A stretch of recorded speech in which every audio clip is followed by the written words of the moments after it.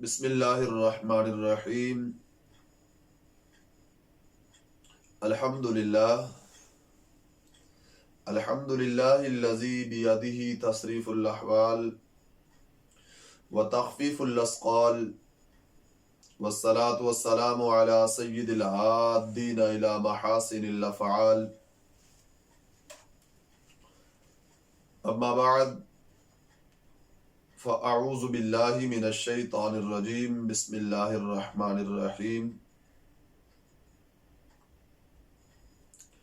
ذالک الکتاب لا ریب فیہ آمنت باللہ صدق اللہ العظیم لی خمسۃ اطفی بہا حر الوباء الحاتمہ المصطفیٰ والمرتضیٰ وابناہما والفاطمہ ان اللہ وملائکتہ یصلون علی النبی یا ایہا الذین آمنوا صلو علیہ وسلموا تسلیما اللہم صل علی سیدنا ومولانا محمد وعلى آل سيدنا ومولانا محمد وبارك وسلم صلاة وسلاما عليك يا سيدي يا رسول الله وعلى آلك وأصحابك يا سيدي يا حبيب الله مولاي صل وسلم دائما أبدا على حبيبك خير الخلق كلهم هو الحبيب الذي ترجى شفاعته لكل حول من الأحوال مقتهم يا رب بالمصطفى بلغ مقاصدنا واغفر لنا ما مضى يا واسع الكرم یا رب صلی وسلم دائما ابدا علی حبیبک خیر الخلق کلہم۔ اللہ تبارک و تعالی جل شانہ کی حمد و ثنا اور اس کے پیارے محبوب نبی مکرم شفیع معظم ہادی کل مولا کل محسن انسانیت تاجدار ختم نبوت حبیب کبریا احمد مجتبی جناب محمد الرسول اللہ صلی اللہ تعالی علیہ وسلم کے دربار اقدس میں ہدیہ عقیدت و محبت عرض کرنے کے بعد آج میری گفتگو کا موضوع ہے عظمت قرآن مجید۔ میری دعا ہے اللہ رب العزت جل وعلا ہم سب کو قرآن و سنت کا فہم عطا فرمائے اور قرآن و سنت کے ابلاغ و تبلیغ اور اس پر عمل کی اللہ توفیق عطا فرمائے۔ آج رمضان المبارک کی 26 تاریخ ہے اور رات کو 27 اور قرآن مجید کا آج رات کو ختم شریف پڑھا جائے گا نماز تراویح میں۔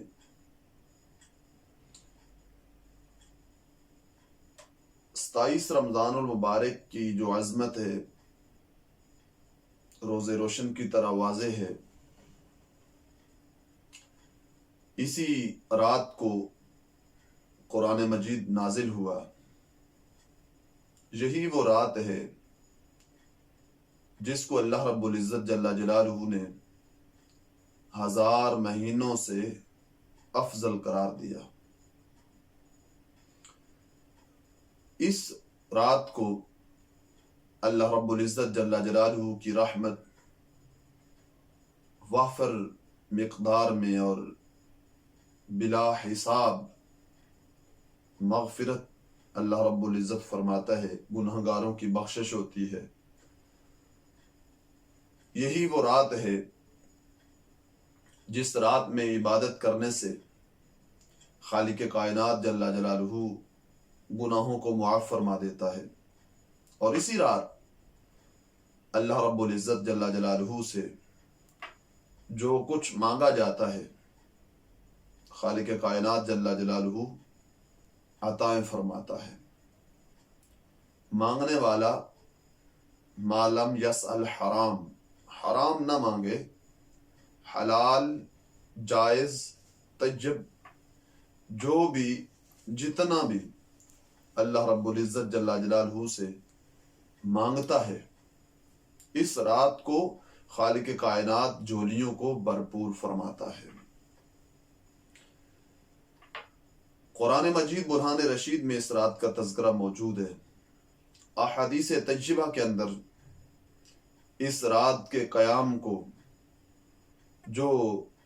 افضلیت اس کی بیان کی گئی وہ روز روشن کی طرح واضح ہے۔ کنز الامال شریف کے اندر ایک دو احادیث رکھ کے میں اپنے موضوع کی طرف آتا ہوں کہ یہ جو قرآن مجید کی عظمت ہے اس لحاظ سے آج گفتگو کرنی ہے۔ اس سے پہلے کہ 27 رمضان اور آخری عشرہ کی طاق راتیں جو ہیں ان کے بارے میں آقا سید المرسلین صلی اللہ علیہ وسلم کا جو فرمان ہے وہ آپ کے سامنے رکھ رہا ہوں۔ سرکار دو عالم صلی اللہ علیہ وسلم نے ارشاد فرمایا، رمضان المبارک کا جو آخری عشرہ ہے اس کی طاق راتیں 21 او 23 او 25 او 27 او 29 او آخر لیلہ۔ سید عالم نور مجسم شفیع معظم صلی اللہ علیہ وسلم ارشاد فرماتے ہیں کہ رمضان المبارک کا جو آخری عشرہ ہے اس کی طاق راتیں وہ 21 رمضان المبارک کی رات ہو یا 23 کی رات ہو، 25 رمضان المبارک کی رات ہو یا 27 ہو، میرے آقا سید المرسلین صلی اللہ علیہ وسلم فرماتے ہیں او آخر لیلہ، یا رمضان المبارک کی آخری رات ہو۔ میرے آقا سید المرسلین صلی اللہ علیہ وسلم ارشاد فرماتے ہیں فمن قامها ایمانا واحتسابا غفر له ما تقدم من ذنبه وما تأخر۔ میرے آقا علیہ الصلوۃ والسلام فرماتے ہیں جو ان طاق راتوں میں یا رمضان المبارک کی آخری رات کے اندر قیام کرتا ہے، نوافل، ذکر، تلاوت اور اس طرح اس کا جو اہتمام کرتا ہے، قیام کرتا ہے، ایمانا و احتسابا غفر له ما تقدم من ذنبه، اللہ رب العزت جل جلالہ کی رضا کی خاطر، اس کی رضا کے حصول کی خاطر جو بندہ ان راتوں میں سے اہتمام کے ساتھ یہ راتیں گزارتا ہے، غفر له ما تقدم من ذنبه وما تأخر، اللہ رب العزت جل جلالہ اس کے سارے گناہوں کی مغفرت فرما دیتا ہے۔ اب اس طرح کی احادیث ہیں ان کا یہ مطلب نہیں کہ بندہ گناہ کرتا رہے یہاں تک کہ ایک رات نفل پڑھے تو معافی۔ یہ جو ہے اللہ رب العزت جل جلالہ جس کو توفیق بخشے۔ دوسرے نمبر پر یہ جو من ذنبی وما تأخر ما تقدم من ذنبی، اگلے اور پچھلے گناہوں کی مغفرت ہے، اس میں صغیرہ گناہ ہوتے ہیں، جو صغیرہ گناہ ہیں اللہ رب العزت ان کی معافی فرما دیتا ہے۔ دوسرے نمبر پر ایسی حدیث پڑھ کے سن کے دلیری نہیں کرنی چاہیے کہ گناہ بندہ کرتا رہے تو آخر ایک رات نفل پڑھیں گے کام چلے گا، نہیں، جو اس طرح دلیر ہو کے پڑھے گا کام کرے گا گناہوں والے کہ میں بخشا جاؤں گا ایک رات اگر نفل پڑھ لیے، تو پھر اسے توفیق ہی نہیں ملتی۔ اللہ رب العزت جل جلالہ سے ڈر کے جو زندگی گزارتا ہے، گناہوں سے کوشش کر کے بچتا ہے، پھر اللہ رب العزت جل جلالہ سے یہ توفیق بھی بخشتا ہے کہ اس کی گناہوں کی جو ہے وہ مغفرت ہو جاتی ہے۔ اسی طرح میرے آقا سید المرسلین صلی اللہ علیہ وسلم کے بے شمار فرامین موجود ہیں۔ میرے آقا علیہ الصلوۃ والسلام فرماتے ہیں من قام لیلۃ القدر ایمانا و احتسابا غفر له ما تقدم من ذنبہ۔ میرے آقا علیہ الصلوۃ والسلام فرماتے ہیں کہ جس نے لیلۃ القدر میں قیام کیا، نوافل پڑھے، تسبیح پڑھی، اس طرح دیگر عبادات میں یہ رات گزری، ایمانا و احتسابا غفر له ما تقدم من ذنبہ، اللہ رب العزت جل جلالہ اس بندے کے گناہ جو پچھلے گناہ ہیں اللہ رب العزت اس کے معاف فرما دیتا ہے۔ تو یہاں بڑے غور کی بات ہے کہ ہمارے پاس موقع ہے، اللہ رب العزت جل جلالہ نے ہم پہ احسان فرماتے ہوئے ایک بار پھر ہمیں یہ موقع نصیب فرمایا کہ 27 کی رات، لیلۃ القدر کی رات، جو لیلۃ القدر ہے مالک کائنات نے وہ ہمیں عطا فرمائی۔ کتنے ایسے ہمارے ساتھی ہیں، ہمارے دوست ہیں، رشتہ داروں میں ہیں جو پچھلے سال تو تھے رمضان میں، لیکن اس سال وہ ہم سے جدا ہو گئے۔ تو کہیں ایسا نہ ہو کہ آئندہ رمضان ہم میں سے کسی کو نامیسر آئے، یہ تو اللہ کی مرضی ہے۔ تو اس واسطے اس رات کو اہتمام کرنا چاہیے، قیام کرنا چاہیے، اللہ رب العزت جل وعلا سے صحت و عافیت والی، اچھے اعمال والی لمبی زندگی جو ہے وہ مانگ لینی چاہیے، مالک کائنات عطا فرما دیتا ہے۔ قرآن مجید برہان رشید کی جو عظمت و شان ہے وہ کسی سے ڈھکی چھپی نہیں۔ قرآن مجید برہان رشید ایک ایسی کتاب ہے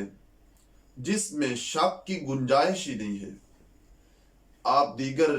بکس پڑھتے ہیں، کوئی بڑے سے بڑا رائٹر ہو، بڑے سے بڑا مصنف ہو، وہ کتاب جب مکمل کرتا ہے تو اس کے آخر میں یہ بات لکھی ہوتی ہے کہ ہم نے بڑی تاکید سے اس کو لکھا، پھر اس کو پڑھا، بار بار پڑھا، اور کوشش کی کہ اس میں کوئی غلطی نہ ہو، لیکن اگر کوئی غلطی رہ گئی ہو تو یہ ہمارا رابطہ نمبر ہے، اس پر ہمیں اطلاع کر دینا تاکہ آئندہ ایڈیشن میں وہ غلطی نہ آئے۔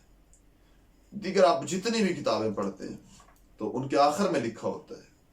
قرآن مجید برہان رشید ایسی لاریب اور بے عیب کتاب ہے کہ باقی کتابوں کے آخر میں لکھا ہوتا ہے کہ کوئی غلطی ہو تو بتا دینا، قرآن مجید کے شروع میں ہی رب العزت جل جلالہ نے فرما دیا کہ اے قرآن کو پڑھنے والے مطمئن ہو کے پڑھ کہ اس کتاب کو ہم نے نازل کیا ہے اور لا ریب و بے عیب نازل فرمایا ہے۔ اس کتاب کے اندر شک کی اور کوئی غلطی کی گنجائش ہی نہیں ہے، یعنی دل کو مطمئن رکھ کے پڑھ، یہ نہ ہو کہ کوئی اس میں غلطی نہ ہو یا اس طرح کا۔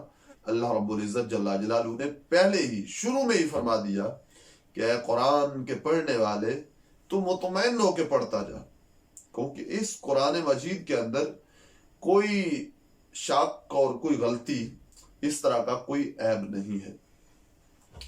قرآن مجید برہان رشید سرکار دو عالم صلی اللہ علیہ وسلم کے معجزات میں سے ایک بہت بڑا معجزہ ہے۔ پہلے انبیاء کرام جتنے بھی تشریف لاتے رہے، ان کے جو معجزے تھے، ہر نبی کو جو اللہ نے معجزہ عطا فرمایا وہ اس دور کے مطابق اللہ نے معجزہ دیا۔ اس دور میں جس چیز کا عروج ہوتا تھا، اس عروج کو توڑنے کے لیے اللہ رب العزت جل وعلا اس عروج سے بالا تر اپنے نبی کو معجزہ عطا فرماتا۔ مثال کے طور پر حضرت موسیٰ علیہ السلام کا جو زمانہ تھا اس میں جادوگری کا بڑا زور تھا. جادوگر بڑے بڑے جو تھے وہ اپنی جادو کے ذریعے لوہا منوا رہے تھے. تو اللہ رب العزت جل وعلا نے حضرت موسیٰ علیہ السلام کو وہ عصا والا معجزہ عطا فرمایا. جب جادوگروں نے رسیاں پھینکی وہ سانپ بن گئی. اللہ رب العزت جل جلالہ نے حضرت موسیٰ علیہ السلام سے فرمایا اے موسیٰ یہ عصا جو تمہیں ہم نے دیا ہے اس کو پھینکو. جب انہوں نے پھینکا تو وہ عصا جو تھا وہ بہت بڑا سانپ بن گیا اور ان سارے سانپوں کو نکل گیا. اسی طرح حضرت صالح علیہ السلام کا زمانہ پڑھ لیں اور دیگر انبیاء کرام کہ اگر زمانہ کو پڑھا جائے تاریخ کو پڑھا جائے تو ہر دور میں جس چیز کا عروج ہوتا تھا اس عروج کو توڑنے والا اللہ رب العزت جل وعلا اپنے پیارے پیغمبر کو معجزہ عطا فرماتا. ہمارے آقا سید المرسلین صلی اللہ علیہ وسلم کا جو ظاہری زمانہ تھا اس میں عرب کے اندر فصاحت و بلاغت کا بڑا زور تھا اور شاعر و شاعری جو تھی عرب میں وہ بڑے بلند مقام پہ تھی اور اس کا بڑا زور تھا. اللہ رب العزت جل وعلا نے قرآن مجید کی صورت میں ہمارے پیارے آقا سید المرسلین صلی اللہ علیہ وسلم کو یہ معجزہ عطا فرمایا. اور یہ ایسا معجزہ ہے کہ اس وقت کے جو شعراء تھے اور اس دور کے جو عرب لوگ تھے اور اسلام مخالف لوگ تھے ان کو بھی قرآن مجید نے چیلنج کیا اور قیامت تک سارے لوگوں کو چیلنج کر دیا. پوری کائنات کو پوری دنیا کو چیلنج کیا کہ یہ جو معجزہ میں نے اپنے پیارے محبوب کو عطا فرمایا ہے اس جیسا پورا قرآن بنانا یا اس جیسا پورا پارا تیار کرنا یا کوئی صورت تیار کرنا فرمایا یہ تو دور کی بات ہے. تم سارے مل کے اس جیسی کوئی ایک آیت بھی نہیں بنا سکتے. اور ایسا ہوا کہ لوگوں نے کوشش کی مگر ناکام رہے. اس وقت شاعر جو تھے وہ شعر لکھا کرتے تھے اور پھر مقابلہ ہوتا, ہفتہ میں ایک دن مقابلہ ہوتا اور جس کا شعر سب سے اچھا ہوتا پہلے نمبر پہ جو آتا اس کے شعر کو لکھ کر خانہ کعبہ کی دیوار کے ساتھ لٹکا دیا جاتا. اور آئندہ جب وہ دن آتا تو پھر شاعر کوشش کر کے اس سے آگے بڑھنے کی کوشش کرتے. پھر جس کا اس سے اچھا ہوتا پہلے والے کو اتار دیتے اور اچھا پہلے نمبر والا شعر جو تھا وہ وہاں لٹکا دیتے. تو جب سورہ کوثر نازل ہوئی سرکار دو عالم صلی اللہ علیہ وسلم کے صحابہ نے حضور نبی رحمت صلی اللہ علیہ وسلم سے اجازت مانگی. یا رسول اللہ صلی اللہ علیہ وسلم آپ ہمیں اجازت عطا فرماؤ کہ شاعر شعر لکھتے ہیں اور وہاں مقابلے میں جاتے ہیں, آپ اجازت عطا فرماؤ ہم بھی کچھ آیات بینات لے کے وہاں پہنچتے ہیں اور وہاں مقابلہ میں حصہ لیتے ہیں. سرکار دو عالم صلی اللہ علیہ وسلم نے اجازت عطا فرمائی. فرمایا یہ سورہ کوثر لے کے جاؤ اور وہاں مقابلہ میں تم بھی شرکت کرو. جب صحابہ کرام علیہم رضوان نے وہاں جا کر یہ صورت پیش کی تو سارے شاعر حیران رہ گئے اور سارے شاعروں کے جو شعر تھے وہ سورہ کوثر کے مقابلہ میں کہیں نیچے نظر آئے. سورہ کوثر کو خانہ کعبہ کی دیوار کے ساتھ لٹکا دیا گیا. آئندہ ہفتے پھر شاعروں نے کوشش کی اور پھر اس لحاظ سے بہت زیادہ کوشش کی کہ یہ مسلمانوں کے جو نبی پر آیات نازل ہوئی ہیں ان کو مقام مل گیا پہلے نمبر پر اور خانہ کعبہ کی دیوار کے ساتھ لٹکی ہوئی. اور اس لحاظ سے انہوں نے بہت زیادہ کوشش کی. تو پھر آئندہ جب وہ دن آیا تو پھر وہ شعر لے کے آئے, لیکن سورہ کوثر جیسا کسی کو بھی اس جیسے لکھنے کی توفیق نہ ہوئی. اس طرح پھر آئندہ ہفتے، لیکن سورہ کوثر کا کوئی مقابلہ نہ کر سکا، حتیٰ کہ 7 مہینے تک شاعروں نے کوشش کی، لیکن کسی کی ہمت نہ ہوئی، کسی کو اتنی فصاحت و بلاغت کی رسائی نہ ہوئی۔ جب 7 مہینے گزرے تو عرب کے لوگ حیران تھے اور شاعر حیران تھے کہ یہ کیا ہو گیا ہے، 7 مہینے ہو گئے ہیں۔ تو انہوں نے پھر دور دراز علاقے سے کسی شاعر کو منگایا، جب اسے بلایا تو کہا کہ یہ جو لکھی ہیں آیات، ان کے مقابلے میں کچھ شعر لکھو۔ اس نے جب پڑھا انا اعطیناک الکوثر فصل لربک وانحر ان شانئک ھو الابتر، اس نے کہا مجھے قلم دو۔ اس نے قلم لی اور اس نے آگے لکھ دیا ما ھذا کلام البشر، کہا کہ یہ کسی بشر کا کلام نہیں ہے۔ انہوں نے کہا ہم نے تو سوچا تھا کوئی اس کے مقابلے میں لکھے گا، لیکن یہ بھی کچھ نہ کر سکا۔ اس نے آخر میں کہہ دیا کہ یہ کسی بشر کا کلام ہی نہیں ہے۔ تو پھر انہوں نے آئندہ ہفتے پھر کوشش کی، کسی اور کو بلا کے بلائے، تو اس نے آگے جب پڑھا انا اعطیناک الکوثر فصل لربک وانحر ان شانئک ھو الابتر،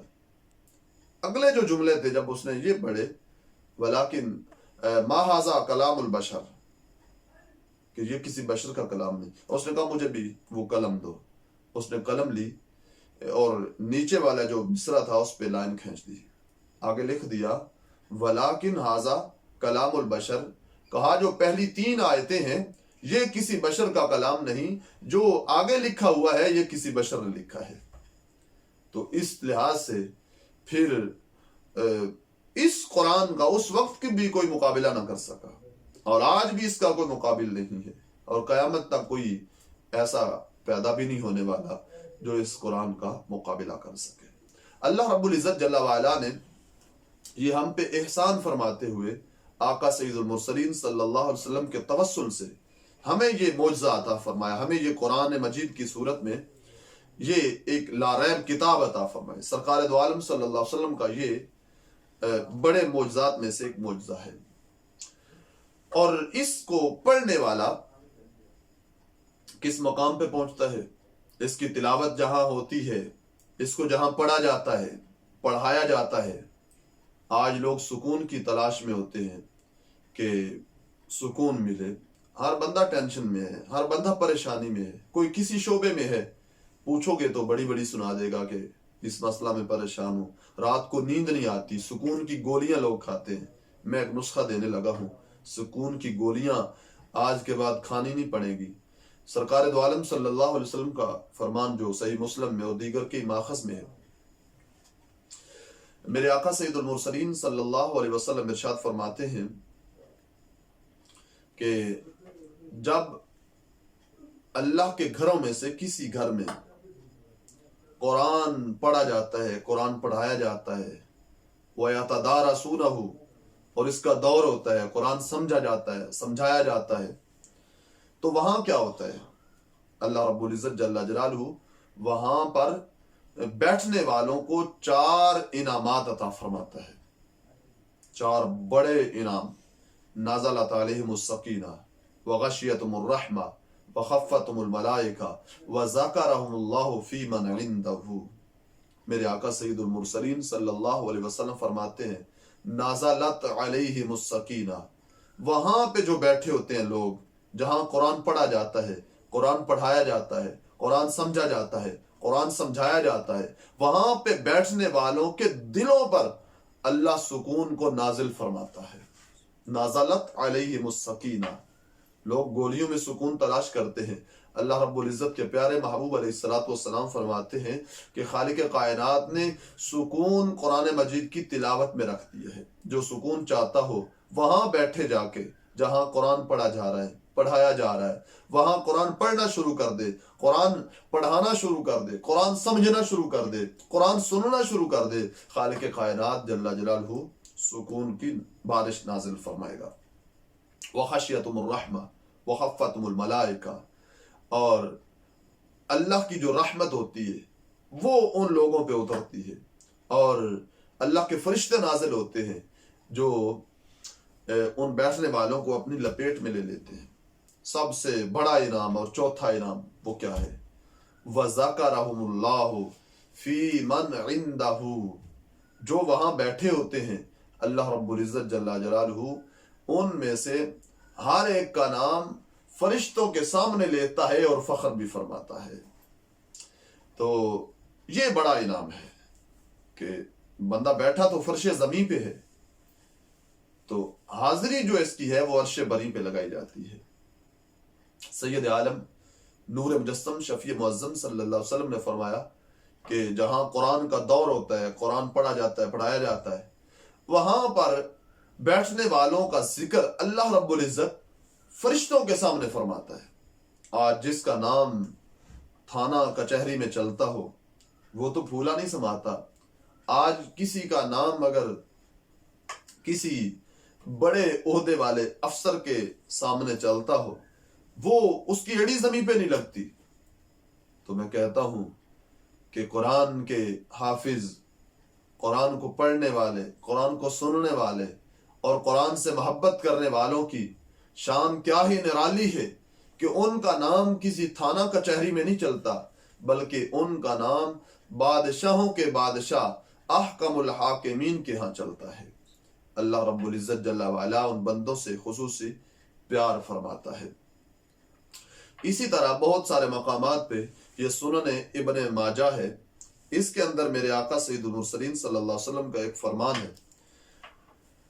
कि सरकार दो आलम सल्लल्लाहु अलैहि वसल्लम ने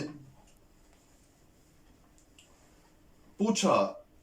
सहाबा से कि अफजल कौन है, सबसे अफजल कौन है? तो किसी ने कुछ बताया, किसी ने कुछ बताया, किसी ने कहा कि जिसके पास दौलत ज्यादा हो, जिसके पास औलाद हो, जिसके पास माल हो, इस तरह के जो सवाल बन सकते थे वो अर्ज किए। मेरे आका सैयदुल मुरसलीन सल्लल्लाहु अलैहि वसल्लम ने फरमाया कि ऐ मेरे सहाबा, कयामत तक के मेरे गुलामों तक ये पैगाम पहुंचा देना कि अफदलुकुम मन तअल्लमल कुरान व अल्लमहु, तुम में सबसे अफजल वो है जो कुरान पहले खुद पढ़ता है फिर आगे दूसरों को पढ़ाना शुरू कर देता है। यहाँ पे अफदलुकुम है, और एक रवायत में है कि खैरुकुम मन तअल्लमल कुरान व अल्लमहु, कि तुम में से बेहतर वो है, खैर पर वो है जो पहले खुद कुरान पढ़ता है आगे पढ़ाता है, पहले खुद कुरान समझता है फिर आगे समझाना शुरू कर देता है। ये अफजल तरीन लोग जो आका अलैहिस्सलाम की नजर में अफजल हैं और खैर पे हैं जो लोग, वो हैं कुरान के हाफिज, कुरान के तालिब इल्म, कुरान पढ़ने वाले, कुरान पढ़ाने वाले। मेरे आका अलैहिस्सलाम ने इस किताब को पढ़ने सुनने वालों को इतना बुलंद मुकाम अता फरमाया कि सबसे अफजल मेरे आका अलैहिस्सलाम ने उन्हें करार दे दिया। इसी तरह सैयद आलम नूर मुजस्सम शफी मुअज्जम सल्लल्लाहु अलैहि वसल्लम के बेशुमार फरामीन जो सियाह सित्ता के अंदर मौजूद है, ये है सुनन तिरमिज़ी। सरकार दो आलम सल्लल्लाहु अलैहि वसल्लम इरशाद फरमाते हैं, जिसको हजरत अब्दुल्ला बिन मसऊद रदियल्लाहु ताला अन्हु रवायत फरमाते हैं। सरकार दो आलम सल्लल्लाहु अलैहि वसल्लम ने फरमाया, मन क़रअ हरफन मिन किताबिल्लाह फलहु बिही हसना। तो मेरे आका अलैहिस्सलाम फरमाते हैं, जिसने कुरान मजीद का एक हर्फ पढ़ा तो ये एक नेकी है।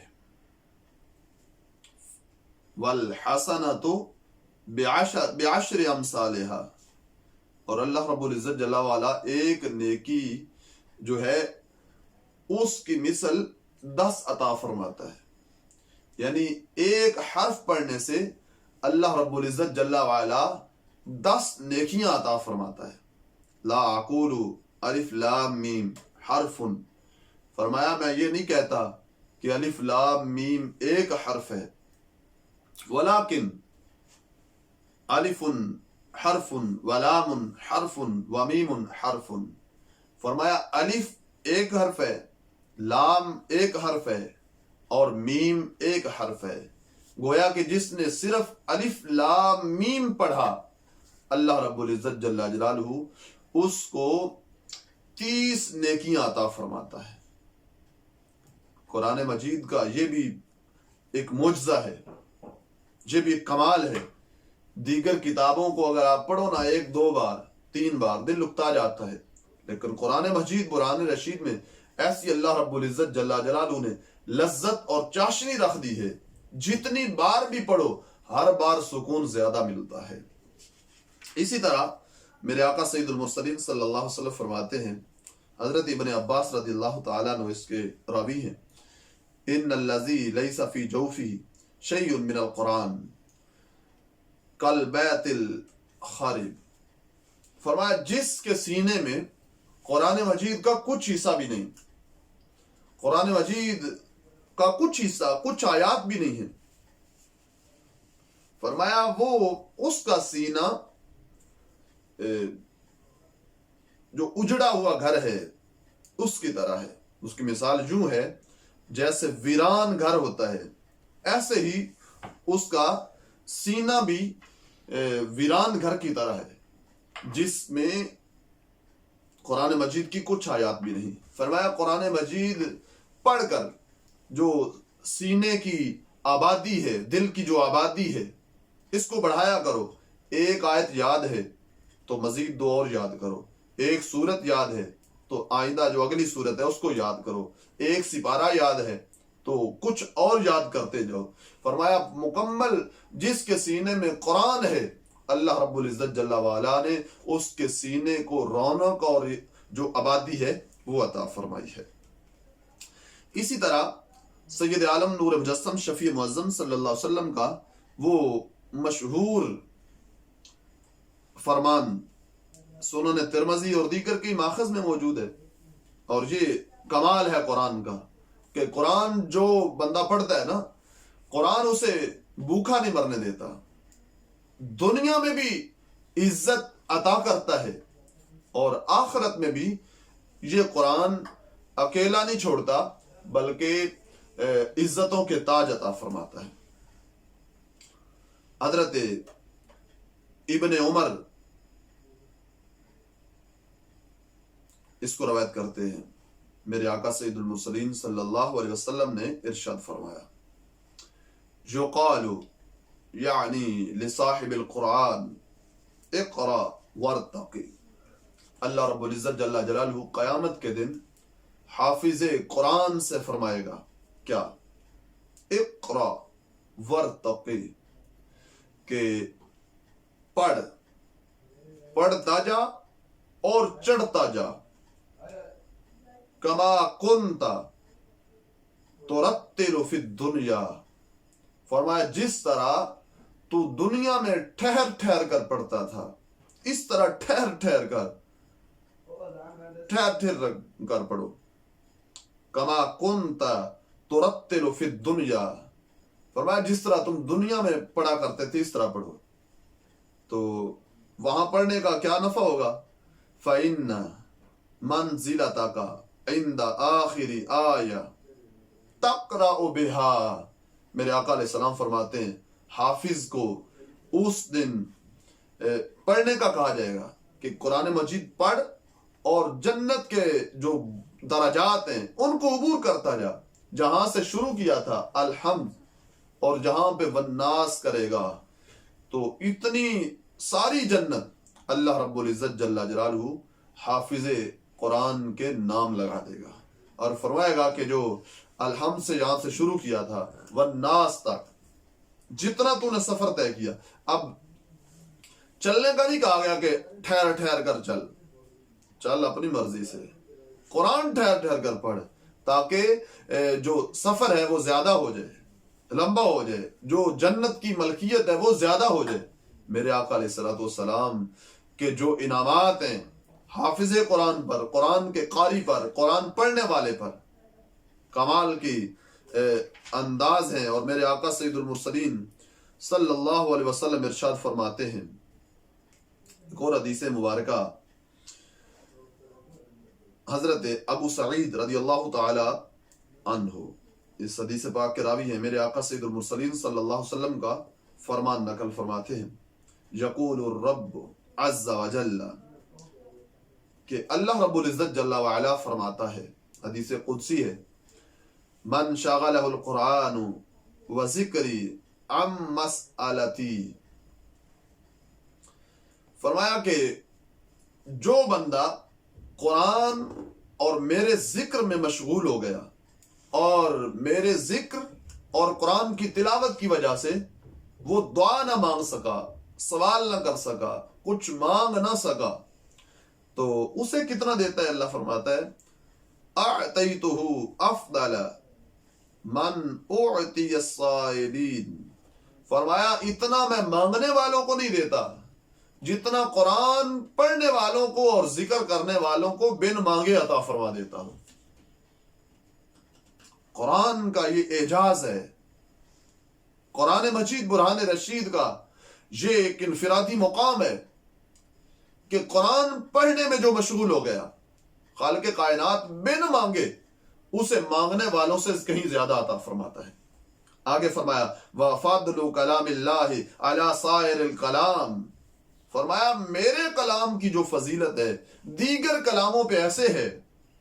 کفضل اللہ علی خلقی، جیسے اللہ کی فضیلت اپنی مخلوق پہ ہے، جس طرح مخلوق کے مقابلے میں خالق ہے اور فضیلت کے اعتبار سے، فرمایا اسی طرح دیگر کلاموں پر فضیلت ایسے ہی ہے میرے کلام کو، اللہ فرماتا ہے قرآن مجید کو، جس طرح اللہ کو فضیلت ہے دیگر مخلوقات، اپنی مخلوقات پہ۔ میرے آقا سید المرسلین صلی اللہ علیہ وسلم کا فرمان جو صحیح بخاری میں ہے، قرآن مجید جو بندہ پڑھتا ہے اور پھر قرآن پڑھنے میں اسے مشکل آتی ہے، یعنی کہ جو بڑی عمر میں پڑھا جاتا ہے، حفظ کیا جاتا ہے، بچپن میں جو پڑھا جاتا ہے اس میں آسانی ہوتی ہے، اور جس کی عمر قدر زیادہ ہو جائے پھر اس کو مشکل ہوتا ہے یاد کرنا۔ میرے آقا علیہ الصلوۃ والسلام فرماتے ہیں، حضرت امی عائشہ صدیقہ رضی اللہ تعالی عنہا اس حدیث پاک کی راویہ ہیں، مثل الذی یقرأ القرآن وهو حافظ له مع السفرة الکرام، فرمایا جو قرآن پڑھتا ہے اور اس کی مثال یوں ہے، اور وہ اس کا حافظ ہے، اس کے لیے آسان ہے، فرمایا کہ اللہ کے جو مقرب فرشتے ہیں وہ اس کے ساتھ ہوتے ہیں، وَمَثَلُ الَّذِي يَقْرَأُ، اور اس کی مثال یوں ہے جو قرآن پڑھتا ہے اور اسے یاد نہیں ہوتا، کن ذہن ہے یا عمر بڑی ہوگی۔ اب اس کے لیے مالک سرکار دو عالم صلی اللہ علیہ وسلم فرماتے ہیں دوہرا ثواب ہے، اس کو اللہ رب العزت جل وعلا دوہرا اجر دیتا ہے، وَهُوَ عَلَيْهِ شَدِيدٌ فَلَهُ أَجْرَانِ، جس کے لیے یاد کرنا مشکل ہو اس کے لیے دوہرا اجر ہے، ایک قرات کا اور دوسرا جو مشکل کا، اور جو اس میں زیادہ محنت ہوتی ہے اور بار بار پڑھنا، اس کا اللہ رب العزت اسے دوہرا اجر عطا فرماتا ہے۔ اسی طرح میرے آقا سید المرسلین صلی اللہ علیہ وسلم نے فرمایا جس نے قرآن پڑھا، قرآن کو یاد کیا،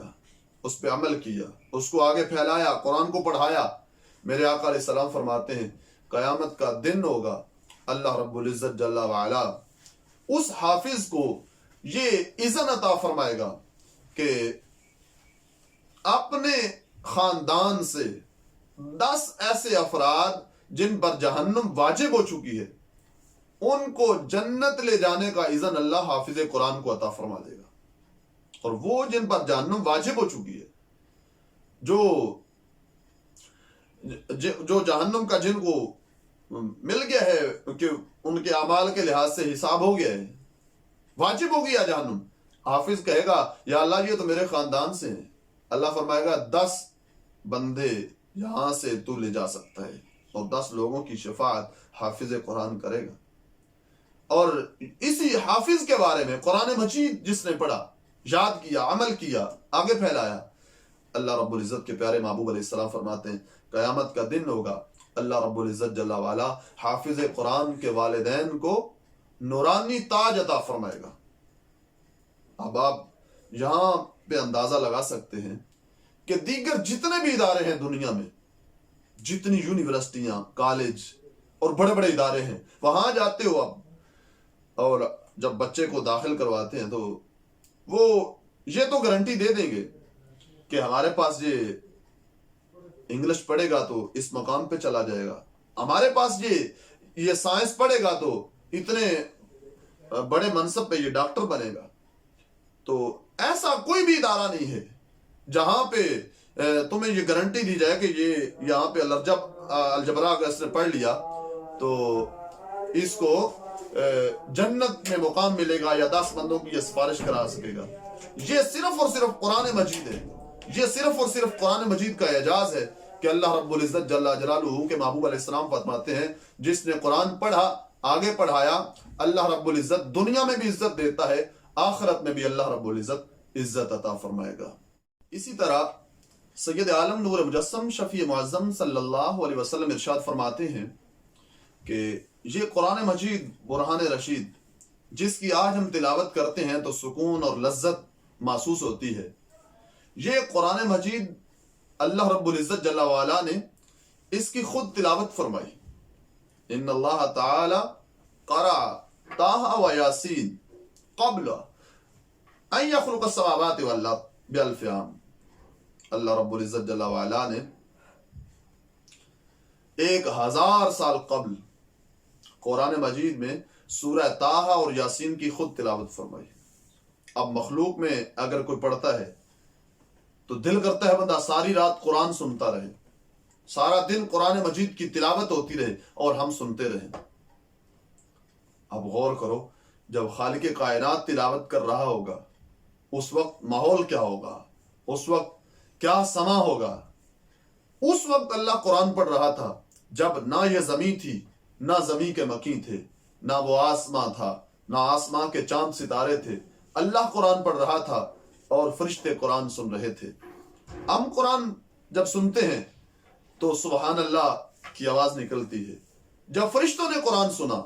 تو اس وقت کیا کہا طوبیٰ لأمہ ینزل ھذا علیہا، اے اللہ مبارک ہو اس امت کو جس امت کو یہ قرآن عطا کیا جائے گا۔ اب مطلقاً سب کو مبارک ہوگی۔ پھر فرمایا اللہ رب العزت جل وعلا سے عرض کی طوبیٰ لأجواف تحمل ھذا، اے اللہ مبارک ہو ان سینوں کو جو اس قرآن سے مدینہ بن جائیں گے۔ اب حافظوں کو سب کو مبارک دے دی کہ جو جن کے سینے میں قرآن ہوگا ان سب کو مبارک، اور یہ مبارک اس وقت سے ہے جب نہ زمین تھی نہ زمین کے مکین تھے۔ 1000 سال قبل رب قرآن پڑھ رہا تھا، فرشتے قرآن سن رہے تھے، حافظوں کو مبارک ہوگی۔ اب پھر کہا یا اللہ سارے تو حافظ بن نہیں سکیں گے، طوبیٰ لألسنۃ تتکلم بہذا، اے اللہ مبارک ہو ان زبانوں کو جن زبانوں سے اس قرآن کی ریسیٹیشن اور تلاوت کی جائے گی۔ اب اس وقت سے مبارک باد فرشتوں کی طرف سے، اور ہم اپنے انداز کو دیکھیں تو غفلت کا شکار ہیں۔ اتنی بڑی کتاب اور اتنا بڑا معجزہ سرکار کا اور اتنی بڑی ہدایت کی اور رہنمائی کی کتاب اپنے پاس ہونے کے باوجود غفلت کا شکار ہے۔ اس غفلت کو چھوڑنا ہوگا۔ میں بڑے وثوق سے اور بڑی ذمہ داری سے کہہ رہا ہوں کہ ہمیں ضرورت ہے ہم میں اچھے ڈاکٹر ہوں، ہمیں ضرورت ہے ہم میں اچھے بزنس مین ہوں، اچھے جو اس طرح کے شعبہ جات کے افسر ہوں، لیکن ان ساری ضرورتوں سے بڑی ضرورت ہماری کیا ہے؟ ہم میں ایسے لوگ ہوں جو ہمیں حلال اور حرام کا فرق بتائیں، جو ہمیں بتائیں کہ گوشت کتے کا نہیں، گوشت بکری کا ہے، کھانا کھانا ہو، ساری چیزوں کی ضرورت ہوتی ہے، اچھے مسالے کی ضرورت ہے، اچھے پکانے والے کی ضرورت ہے، اور اس طرح بہت ساری چیزوں کی ضرورت ہوتی ہے، لیکن ان ساری ضرورتوں سے جو بڑی ضرورت ہے وہ یہ ہے کہ تمیز، امتیاز، حلال کیا ہے، حرام کیا ہے۔ تو ہر شعبے میں، کوئی بھی شعبہ ہے، اس میں حلال اور حرام کی تمیز رکھنے والے افراد کی ضرورت ہوتی ہے۔ بے باطل ہے، بے فاسد ہے، سودا بیچنا، سودا خریدنا، قرآن کیا کہتا ہے، کس طرح جائز ہے، کس طرح ناجائز ہے، رات گزارنا مشکل ہے، نکاح ہوا نہیں ہوا، طلاق ہوئی نہیں ہوئی، یہ ساری چیزیں کون بتائے گا؟ وہی بتائے گا جو قرآن و سنت کا عالم ہے، جس نے قرآن پڑھا، قرآن سمجھا، حدیث پاک پڑھی اور حدیث پاک کو آگے سمجھایا، یہ ساری چیزیں۔ تو اس واسطے ہم جو دین سے دور ہو گئے تو بدبختی چھا گئی۔ تو میں یہ اس چینل کی وساطت سے یہ کہنا چاہتا ہوں کہ اپنی اولاد میں سے کم از کم ایک لائق ترین جو بچہ ہے وہ دین کو دے دو، پھر دیکھنا رونقیں، پھر دیکھنا اللہ کی انوار و تجلیات کی بارش۔ تو اس میں کمی کوئی نہیں، اللہ رب العزت جل والا عزتوں کے تاج دنیا و آخرت میں عطا فرماتا ہے۔ دعا کر رہا ہوں اللہ رب العزت جل وعلا قرآن و سنت کا جو فہم ہے اللہ وہ عطا فرمائے، قرآن مجید کا علم عطا فرمائے۔ مالک کائنات جل وعلا اس قرآن مجید کے توسل سے ہمیں روحانی جسمانی بیماریوں سے نجات نصیب فرمائے۔ وآخر دعواہم ان الحمد للہ رب العالمین۔